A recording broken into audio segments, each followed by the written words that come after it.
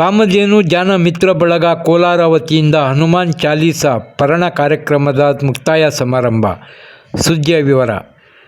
ಕೋಲಾರ ನಗರದ ದೊಡ್ಡಪೇಟೆಯಲ್ಲಿರುವ ಗೀತಾ ಮಂದಿರದಲ್ಲಿ ಬುಧವಾರ ಬೆಳಿಗ್ಗೆ 11 ಗಂಟೆಗೆ ಕಾಮಧೇನು ಧ್ಯಾನ ಮಿತ್ರ ಬಳಗ ಕೋಲಾರ ವತಿಯಿಂದ ಹನುಮಾನ್ ಚಾಲೀಸ ಪಠಣ ಕಾರ್ಯಕ್ರಮ ಮುಕ್ತಾಯ ಸಮಾರಂಭವನ್ನು ಏರ್ಪಡಿಸಲಾಗಿತ್ತು. ಈ ಕಾರ್ಯಕ್ರಮವನ್ನು ದೀಪ ಬೆಳಗಿಸುವ ಮೂಲಕ ಉದ್ಘಾಟಿಸಿದರು. ಅಧ್ಯಕ್ಷತೆಯನ್ನು ಶ್ರೀ ಕಾಮಧೇನು ಶ್ರೀನಿವಾಸ ಮೂರ್ತಿರವರು ವಹಿಸಿದ್ದರು.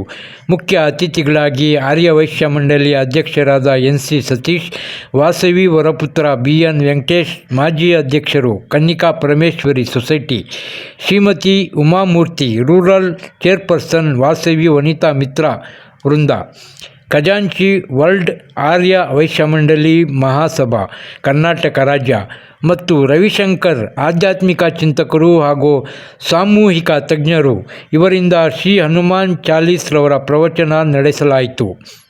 ಹನುಮಾನ್ ಚಾಲೀಸನ್ನು ಜಪಿಸಿದ ಭಕ್ತಾದಿಗಳಿಗೆ ಸನ್ಮಾನ ಮಾಡಿ ನೆನಪಿನ ಕಾಣಿಕೆಯನ್ನು ನೀಡಲಾಯಿತು.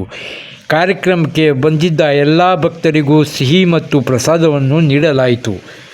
ವರದಿ ಪರ್ವೀಜ್ ಅಹಮದ್.